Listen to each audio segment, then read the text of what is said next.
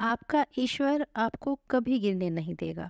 अगर आपके मन में उसके लिए विश्वास पक्का है तो अपने मन में अपने ईश्वर के लिए विश्वास और प्रेम पक्का बनाए रखिए।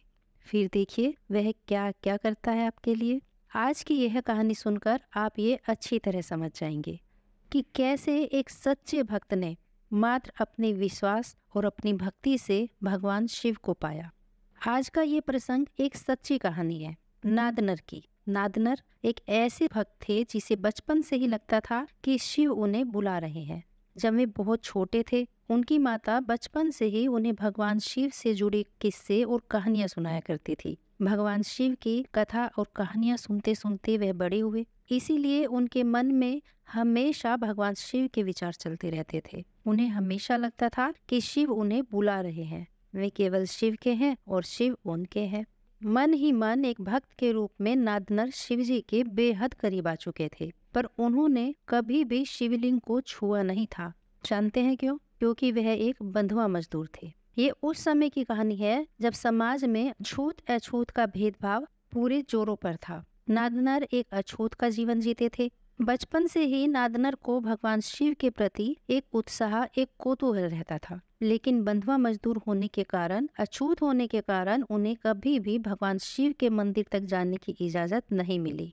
नादनर की भक्ति इतनी पवित्र थी कि उनके मन में भगवान शिव का विचार भी उनके अंदर एक नई उमंग भर देता था। नादनर जहाँ रहते थे वहाँ से करीब 25 किलोमीटर दूर भगवान शिव का एक मंदिर था और नादनर को लगता था कि भगवान शिव उन्हें बुला रहे हैं। वह हमेशा उस मंदिर में जाना चाहते थे, लेकिन एक बंधुआ मजदूर होने के कारण वह कभी उस मंदिर में जा नहीं पाए। उस समय एक बंधुआ मजदूर के जीवन पर उसका अपना अधिकार होता ही नहीं था। जमींदार की इजाजत के बगैर वह कहीं नहीं जा सकता था। नादनर ने जमींदार को बहुत बार कहा कि वह सिर्फ एक दिन के लिए उसे मंदिर में जाने दे, लेकिन जमींदार हर बार उसे मना कर देता था। जमींदार उससे हर बार कहता कि खेतों में बहुत काम है, तुम मेरा एक दिन भी खराब नहीं कर सकते, और फिर तुम मंदिर में प्रवेश भी कैसे कर सकते हो? तुम्हारे मंदिर में प्रवेश करने से पूरा मंदिर अपवित्र हो जाएगा। परंतु जमींदार के बार बार मना करने पर भी उसके मन में शिव जी के दर्शन की इच्छा कम नहीं हुई,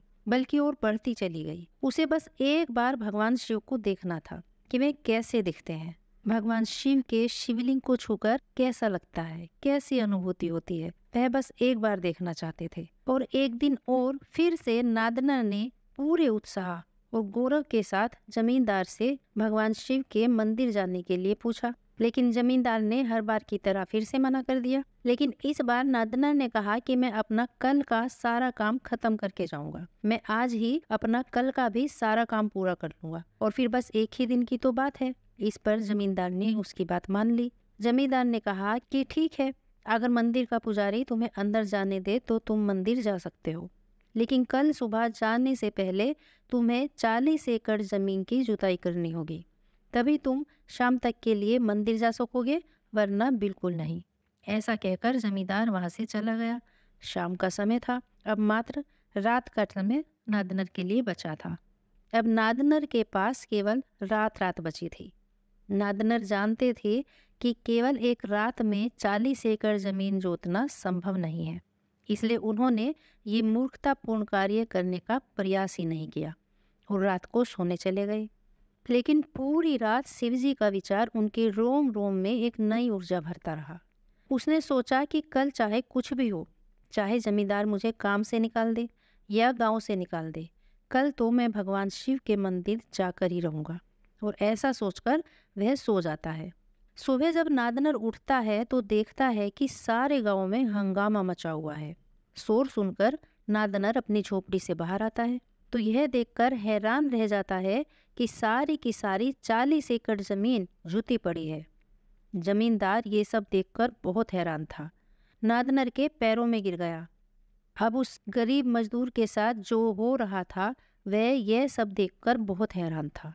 कहाँ तो आज तक जमींदार ने उससे कभी इज्जत से बात तक नहीं की थी, और कहाँ आज जमींदार उसके पैरों में पड़ा था। सारे नियम टूट चुके थे। सभी ये देखकर हैरान थे कि 40 एकड़ जमीन एक रात में किसने जोती। उन्होंने इससे पहले इतना बड़ा चमत्कार कभी नहीं देखा था। सारे गांव वाले उसके चरणों में थे। सब ने उसे कुछ न कुछ दिया, किसी ने भोजन तो किसी ने कपड़े। तो कोई कह रहा था कि अब ये मंदिर जा रहे हैं। ईश्वर ने खुद इन्हें चुना है और स्वयं शिवजी ने आकर इसके लिए इस 40 एकड़ जमीन को जोता है। अब तो नादनर के मन में भगवान शिव के प्रति आस्था, विश्वास और प्रेम उमड़ उमड़ कर बह रहा था। गांव भर के लोगों के प्यार के साथ, बड़े ही आनंद के साथ वह मंदिर की ओर बढ़ने लगा और पूरा दिन पैदल चलने के बाद आखिरकार वह मंदिर पहुंच ही गया।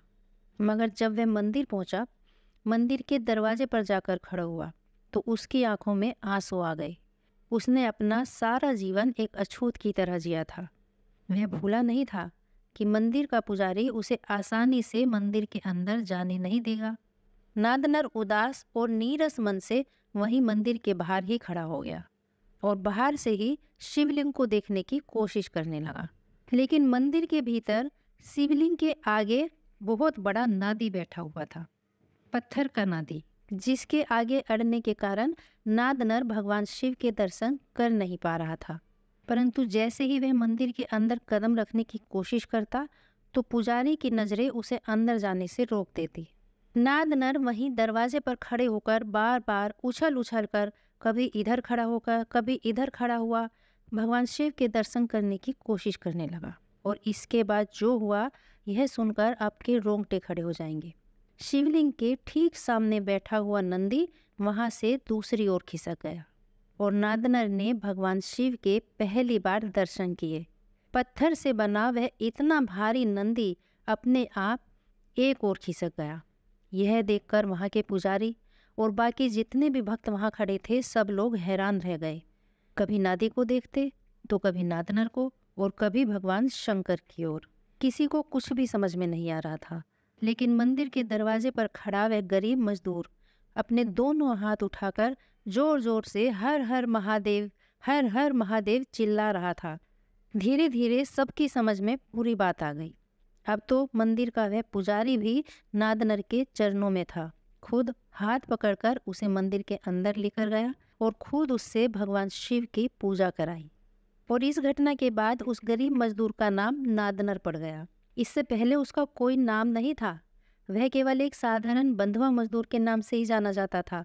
इतने छोटे लोगों को उनके नाम से बुलाने में भी जमींदार जैसे लोग अपनी बेइज्जती समझते थे, इसलिए उन सबको बंधुआ मजदूर के नाम से ही पुकारते थे। लेकिन इस घटना के बाद वह नादनर के नाम से बुलाया जाने लगा और एक मशहूर संत बन गया। तो यह प्रसंग सुनकर आप सब लोग अच्छी तरह समझ ही गए होंगे कि भगवान शंकर को पाने के लिए केवल अपने मन में उनके लिए प्रेम, उनके लिए विश्वास का पक्का होना जरूरी है। नादनर ने अपने जीवन में कभी भी भगवान शिव की पूजा नहीं की थी। उसने कभी शिवलिंग को छुआ भी नहीं था, मंदिर में कभी प्रवेश भी नहीं किया था। उस समय अछूत लोगों को उनके घरों में भी भगवान की पूजा नहीं करने दी जाती थी। केवल अपने मन में भगवान शिव के विचार, भगवान शिव का ध्यान, उनका नाम, यही नादनर का जीवन था और इसी से उसने भगवान शिव को पा लिया। हर हर महादेव, जय भोले शंकर।